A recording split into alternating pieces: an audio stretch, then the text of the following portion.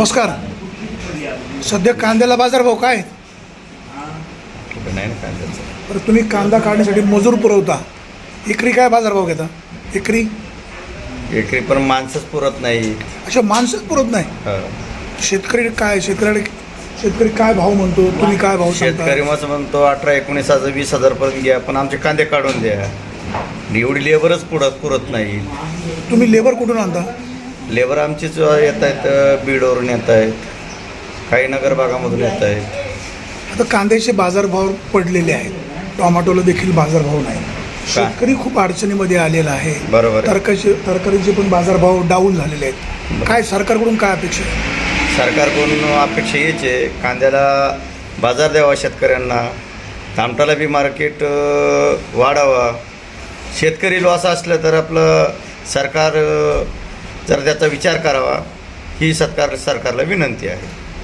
तुम्ही ही जे लेबर पुरवता याचं काय तुम्ही कमिशन घेता की असं काय नाही? नाही, म्हणजे गाडी माझी असते, माणसामागे 20 रुपये आपल्याला मिळतात. एका माणसामागे? गाडी गाडीला भाडं पण, गाडीला मागे 20 रुपये पण? माणसामागं म्हणजे गाडीचा भाडं धरून 20-25 रुपये मिळतो आपल्याला. 20-25 रुपये दररोजचे किती पैसे तुम्ही कमवता? दररोज म्हणजे असं एक आपल्या वावरातच असतात, काय शेतीमध्ये असतात माणसं, आणि बाहेर गेलं तर मग गाडी भाडं धरून आपल्याला 20-25 रुपये मिळतो. आपल्याला 20-25 रुपये मिळतो आपल्या माणसामागं. आणि एकत्रित दररोजचं किती पैसे मिळतात? 1000 रुपये मिळतो दररोज. मोकळे? हां, मग 3-4 पोरं आहेत त्यांच्या पाठीमागं अच्छा. काम करून मूळ गाव घ्यायला. कुठलं? मूळ गाव कुठलं? परीटवाडी, आता तुम्ही नंदकरी मंडळी, नंदीवाडी. तरी तुम्ही शेती करता, खूप शेती. काबाड कष्ट करता. शेती करतो. शेती स्वतःची का खंडानी? खंडानी. कसा खंड देता? काही अर्धलीने करतो. असं म्हणजे खंड आहे 30-40 हजार रुपये खंड आहे एकरीला. शेती परवडते का? शेती त्याचं बघितलं तर गेल्या वर्षी 9-10 लाख रुपये लॉस आलो आहे गेल्या वर्षी, आणि या वर्षी बी काही लॉसच आहे, अजून काही हिशोब केला नाही. कुटुंबामध्ये किती माणसं आहेत? कुटुंबामध्ये 10 एक माणसं आहेत. आता शेती व्यवसायातून कुटुंब चालतं?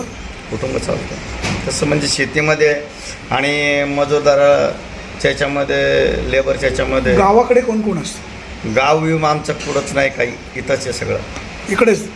लहानाचे मोठे इकडेच सगळं, काही आठवत नाही पुढं. तुमची मुलं काय करतात? मुलं एक लेबरवर असतो, एक इथं खंडाने घेतलेली त्या जमीनवर एक मुलगा असतो, आणि सगळे इथंच तामटा तोडायची, कोणाला औषध मारायचं, एक कोण तामटं निवडायला, सगळी माणसं शेतावरच असतात. तर शेती व्यवसाय दिवसेंदिवस आदबट्ट्यामध्ये येत चाललेला आहे. काय कशामुळं हे होतं? शेतीचा म्हणजे आपल्याला या 2-2.5 वर्षापासून आपण शेती करतोय. 2-2.5 वर्षापासून. तुम्ही टोमॅटो व्यावसायिक पण आहे. टोमॅटोच्या बाजाराचा चढ उतार होतो. सध्या बाजारभाव पुन्हा डाऊन झालेत. पुन्हा डाऊन झालेत. आता काय व्यापारी वाढत आहेत, बाजारभाव चढ उतार होत असतो. एका दिवशी आवक जर जास्त वाढली तर माल जास्त जर आला तर मग व्यापाऱ्यांनी जेवढं पोट तेवढं घेत आहेत. मागून जे आलेला माल आहे ना, त्याच्यात 10-20 रुपयाने घट होत असतात. दररोज सकाळी मार्केट सुरू असतं, लोकांची धावपळ होते, वेळ बदलाय पाहिजे. तसं काही नाही, सकाळचं मार्केट असलं तरी आम्ही काही माल शिळा येतो ना विकायला. सकाळचं जरी मार्केट जरी असलं तरी आम्ही माल घेऊन येणारच आहे, आणि 10 वाजता जरी झालं तरी माल घेऊन येणारच. 10 वाजता जर माल सुरू झाला, दिवसभर मार्केट सुरू राहिलं तर ताजा माल विकायला येईल ना? ताजा माल येणार आहे, पण पुढल्या व्यापाऱ्यांना जर सध्या कसं आहे, शिळा माल आला, ऊन खूप आहे, माल म्हणजे काय म्हणतो, लूज पडतो, तो पुढे गेला की सगळा वाफाळून खराब होतो. बरोबर. ताजा माल आहे ना, 10 वाजता जर आल्यानंतर 5 वाजेपर्यंत ताजा माल मिळणार, आणि व्यापाऱ्यांना ऑर्डरी मिळणार, आणि माल पटापटा 10 वाजेपासून ते घेणार आहे. तसं 10 वाजता जरी मार्केट झालं तरी आम्हाला काही फरक नाही, 7 वाजता जरी केलं तरी काही फरक नाही. म्हणजे वेळ बदलली तरी काही हरकत नाही? काही हरकत नाही.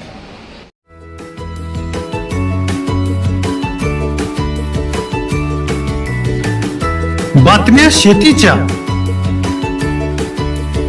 बातम्या मातीच्या, बातम्या अन्यायाच्या, गुन्हेगारीच्या,